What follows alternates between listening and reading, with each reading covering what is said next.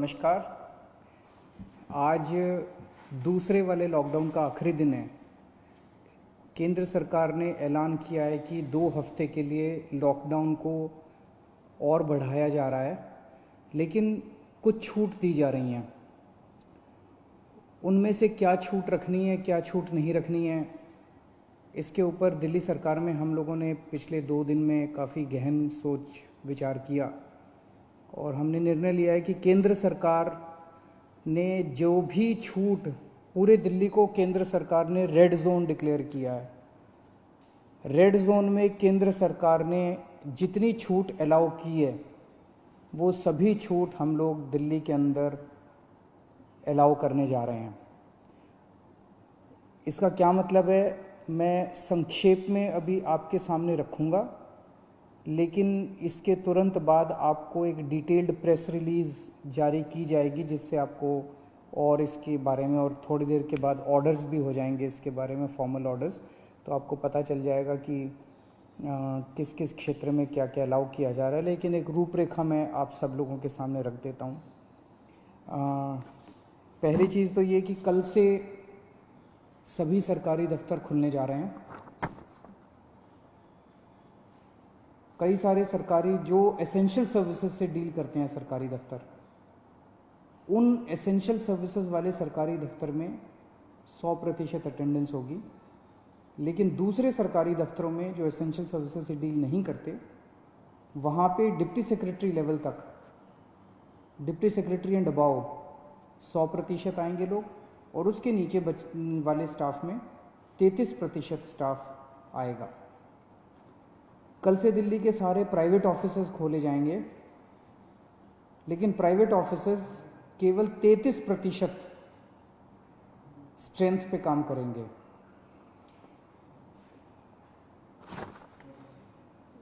लेकिन जो जो चीज़ें इस वक्त अलाउ नहीं की जा रही, air travel, rail travel, metro बंद रहेंगी, और अंतर्राज्यीय बसें बंद रहेंगी।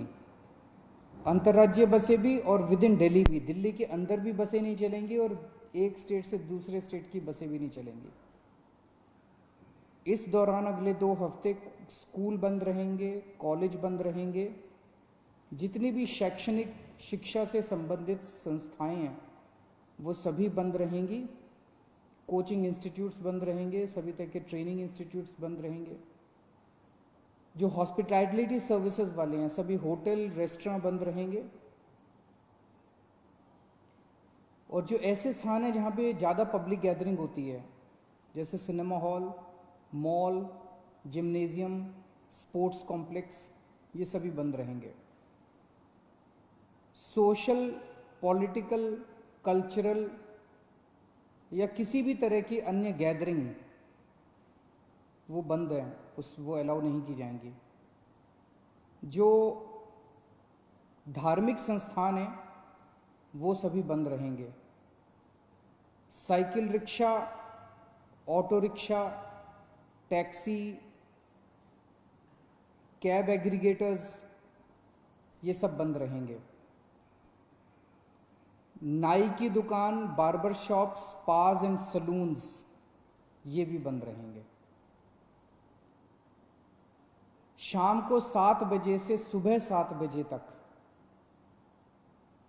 लोगों का बाहर निकलना बंद रहेगा, अनलेस आपको कोई एसेंशियल सर्विसेज के लिए बाहर निकलना हो, कोई ज़रूरी मेडिकल सर्विस है, इस तरह से कोई चीज़ के लिए जो निकलना हो तो अलग बात है, कोई बीमार हो जाए। अदरवाइज शाम को 7 बजे से सुबह 7 बजे तक निकलना बंद रहेगा। 65 साल से ऊपर की उम्र के जो लोग हैं या जिन लोगों को कोमोर्बिडिटी है, कोई और बीमारी है, जैसे हार्ट की बीमारी है, डायबिटीज़ है, कैंसर है, सांस की बीमारी है, ऐसे लोगों को, जो गर्भवती महिलाएं हैं उनको, और जो बच्चे 10 साल से कम उम्र के हैं, इन लोगों को घर में रहना चाहिए। इन्हें घर में रहना होगा, क्योंकि इनको कोरोना ज़्यादा होता है, और अगर कोरोना हो जाए तो जानलेवा इनके लिए साबित हो सकता है। तो 4 किस्म के लोग हैं जिन्हें घर में रहना होगा। अनलेस कोई मेडिकल इमरजेंसी ना आ जाए। उसके अलावा उन्हें घर में रहना है। जो 65 साल से ऊपर की उम्र के हैं, जिनको कोई और बीमारी है, जो प्रेग्नेंट महिलाएं हैं और जो 10 साल से कम उम्र के बच्चे हैं। इसके अलावा जो सेल्फ एम्प्लॉयड लोग हैं, टेक्नीशियन हैं, प्लम्बर हैं, इलेक्ट्रिशियन हैं, मैकेनिक हैं, सफाई कर्मचारी हैं, जो हमारे घर में काम करने वाले बाई आती है, लॉन्ड्री है, धोबी है, प्रेस वाला है, इस तरह के जो सेल्फ एम्प्लॉयड लोग हैं, उन लोगों को काम करने की इजाज़त है। उनको सबको काम करने की इजाज़त दी जा रही है। इसके अलावा जितने मॉल्स हैं, जितने मार्केट कॉम्प्लेक्स हैं और जितने मार्केट हैं, जैसे कनॉट प्लेस है, करोल बाग है, खान मार्केट है, नेहरू प्लेस है, एट्सेट्रा एट्सेट्रा, ये बंद रहेंगे। लेकिन इन मार्केट्स के अंदर जो ज़रूरी सामान की चीज़ों की दुकानें हैं, एसेंशियल सर्विसेज की दुकानें हैं, वो सारी खुली रहेंगी। चाहे कोई मार्केट हो, चाहे मार्केट कॉम्प्लेक्स हो, ज़रूरी सामान की चीज़ें खुली रहेंगी और किताबों की स्टेशनरी की दुकानें खुली रहेंगी। लेकिन जो स्टैंड अलोन शॉप्स हैं, जो नेबरहुड कॉलोनी शॉप्स हैं और जो रेजिडेंशियल कॉम्प्लेक्स में शॉप्स हैं, वो सारी खुली रहेंगी। वो चाहे एसेंशियल आइटम्स की शॉप्स हों, चाहे नॉन एसेंशियल आइटम्स की शॉप्स हों, कोई भी शॉप्स हों। कई लोग मेरे पास कल से मैसेजेस, फोन्स आ रहे हैं कि इस चीज़ की दुकान खुलेगी क्या, उस चीज़ की दुकान खुलेगी क्या, ये वाली दुकान खुल। तो मार्केट, मॉल और मार्केट कॉम्प्लेक्स बंद रहेंगे। Stand alone shops, neighbourhood colony shops और रेजिडेंशियल कॉम्प्लेक्सेस में जो दुकानें हैं, उनमें चाहे कोई भी सामान हो, किसी भी तरह का सामान हो, वो सारी दुकानें खुली रहेंगी। इसके अलावा प्रिंट एंड इलेक्ट्रॉनिक मीडिया खुला रहेगा।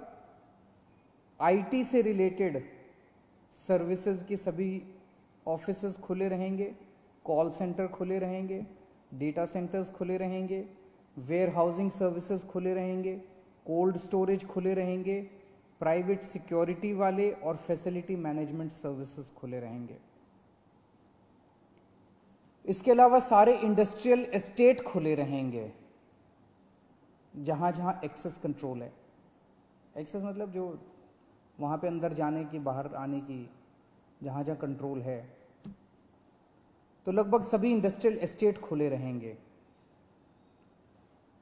इसके अलावा जो एसेंशियल सर्विस, एसेंशियल गुड्स बनाने वाली मैन्युफैक्चरिंग यूनिट्स हैं, वो चाहे इंडस्ट्रियल एस्टेट में हो, चाहे इंडस्ट्रियल एस्टेट के बाहर हो, दवाई बनाने वाली, फार्मा की कंपनियां, मेडिकल डिवाइसेस बनाने वाली, उनके रॉ मटेरियल बनाने वाली, इंटरमीडिएरी बनाने वाली, या उसकी सप्लाई चेन से संबंधित कोई भी चीज़ें जो हैं, वो सारी मैन्युफैक्चरिंग यूनिट्स खुली रहेंगी। आईटी हार्डवेयर से संबंधित मैन्युफैक्चरिंग यूनिट्स खुली रहेंगी। पैकेजिंग मटेरियल के मैन्युफैक्चरिंग की यूनिट्स खुली रहेंगी। इसके अलावा ई कॉमर्स एक्टिविटीज़ केवल एसेंशियल गुड्स में परमिटेड है, नॉन एसेंशियल में ई कॉमर्स एक्टिविटीज़ परमिटेड नहीं है। लोगों के आने जाने का कैसे है? तो अगर आप 4 पहिया व्हीकल में हैं तो ड्राइवर के अलावा 2 लोग और गाड़ी में अलाउड हैं, लेकिन आपको केवल परमिटेड एक्टिविटीज़ के लिए सड़क पे आना अलाउड है। और अगर आप 2 पहिया व्हीकल पे हैं तो आप केवल अकेले जा सकते हैं, आपके पीछे बैठ के कोई नहीं जा सकता। अकेले 2 पहिया व्हीकल पे अलाउड है, लेकिन केवल एसेंशियल सर्विसेज के लिए परमिटेड है। कंस्ट्रक्शन एक्टिविटीज़ केवल इन सीटू कंस्ट्रक्शन, मतलब कि मजदूरों के आवागमन की इजाज़त नहीं है। अगर मजदूर वहीं रह रहे हैं, आसपास रह रहे हैं, उस केस में कंस्ट्रक्शन एक्टिविटीज़ अलाउड है। जो अगर शादी होती है तो सोशल डिस्टेंसिंग का पालन करते हुए 50 लोगों से ज़्यादा शादी में लोग नहीं होने चाहिए। अगर कोई किसी की मौत हो जाती है तो उसमें 20 लोगों से ज़्यादा लास्ट राइट्स के लिए अलाउड नहीं है। पब्लिक प्लेसेस पे थूकना स्ट्रिक्टली मना है, उसके ऊपर सख्त कार्रवाई की जाएगी। सभी एग्रीकल्चरल एक्टिविटीज अलाउड है,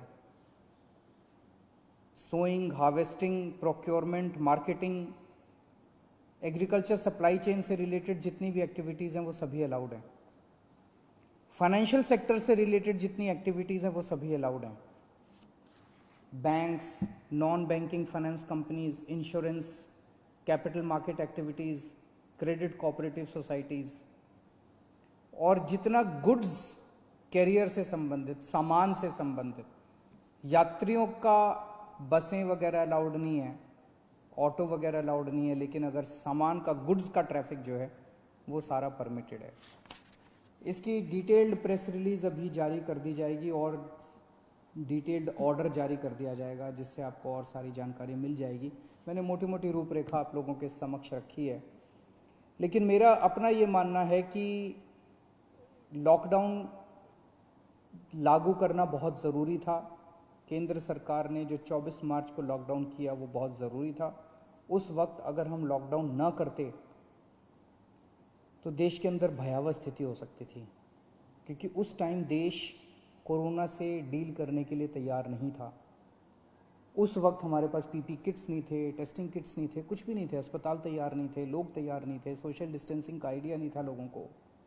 अब 1.5 महीने के बाद, लगभग 1.5 महीना हो गया, 1.5 महीने के बाद मुझे लगता है कि हम लोग, कम से कम दिल्ली की मैं बात कर रहा हूँ, दिल्ली आज लॉकडाउन खोलने के लिए तैयार है। पूरे दिल्ली को रेड जोन में रखा गया है। अभी तक हमने जितनी भी केंद्र सरकार से गाइडलाइंस आई, अच्छी गाइडलाइंस आई, बहुत अच्छी गाइडलाइंस आई, हमने सबका पालन किया। लेकिन अब पूरे दिल्ली को रेड जोन में कर देने से दो बड़ी समस्याएं पैदा हो। एक तो जनता को बहुत तकलीफ है, जनता के रोजगार चले गए हैं, दुकानें बंद हैं, उससे व्यापारियों को बहुत ज़्यादा तकलीफ है, इंडस्ट्री बंद है, और बहुत सारी नौकरियां जा रही हैं, लोग दिल्ली छोड़ छोड़ के चले जाएंगे। अब इससे पूरी अर्थव्यवस्था गड़बड़ा गई है और बहुत ज़्यादा दिन हम इसको बर्दाश्त नहीं कर पाएंगे। और दूसरी तरफ जब सारी अर्थव्यवस्था बंद है तो सरकार का रेवेन्यू आना बंद हो गया है। तनख्वाहें कहाँ से देंगे, सरकारें कैसे चलेंगी, बिल्कुल बंद हो गया सरकार का रेवेन्यू आना। पिछले महीने, अप्रैल के महीने में हर साल 3,500 करोड़ का रेवेन्यू आया करता था, इस बार केवल 300 करोड़ का रेवेन्यू आया है। इससे तो तनख्वाहें नहीं दी जा सकती, सरकार कैसे चलेगी। तो अब अर्थव्यवस्था का बड़ा संकट पैदा हो रहा है। तो मेरा अपना ये मानना है कि लॉकडाउन के पीरियड को हमें तैयारी करने के लिए, कोरोना की तैयारी करने के लिए इस्तेमाल करना चाहिए था, जिसका हमने भरपूर इस्तेमाल किया। ऐसा कभी नहीं हो सकता, अब कोरोना आ गया है, कोरोना रहेगा, कोरोना जीरो हो जाएगा, कोरोना का एक भी पेशेंट नहीं होगा, आगे कोरोना कभी नहीं होगा, ऐसा हो ही नहीं सकता, पूरी दुनिया में नहीं हो रहा, ये संभव ही नहीं है। अब हमें कोरोना से जीने की, कोरोना के साथ जीने की तैयारी करनी पड़ेगी, इसकी आदत डालनी पड़ेगी, सरकारों को इसकी तैयारी करनी पड़ेगी, जनता को इसकी, हम सबको इसकी तैयारी करनी पड़ेगी, देश को इसकी तैयारी करनी पड़ेगी। आज दिल्ली इसके लिए तैयार है। हमने पर्याप्त उपाय कर लिए हैं, पर्याप्त व्यवस्थाएं कर ली हैं, अस्पतालों का इंतजाम कर लिया है, किट्स का इंतजाम कर लिया, सारी व्यवस्थाएं कर ली हैं। अगर लॉकडाउन पूरी तरह से दिल्ली में खोल दिया जाता है, हमने सुझाव दिया है केंद्र सरकार को कि जो जो कंटेनमेंट जोन हैं दिल्ली के अंदर, लगभग 97 कंटेनमेंट जोन्स बचे हैं, जो जो कंटेनमेंट जोन है उनको पूरी तरह से सील कर दिया जाए और बाकी दिल्ली को ग्रीन कर दिया जाए, बाकी दिल्ली के मार्केट खोल दिए जाएं। मार्केट में चाहे तो ऑड इवन कर दें, एक दिन ऑड दुकानें खुलेंगी, एक दिन इवन दुकानें खुलेंगी, लेकिन अब दिल्ली को खोलने का समय आ गया है, हम उसके लिए तैयार हैं। हम केंद्र सरकार से बात भी कर रहे हैं और हमें पूरी उम्मीद है कि जल्द दिल्ली के मार्केट भी खुलेंगे, अर्थव्यवस्था भी खुलेगी।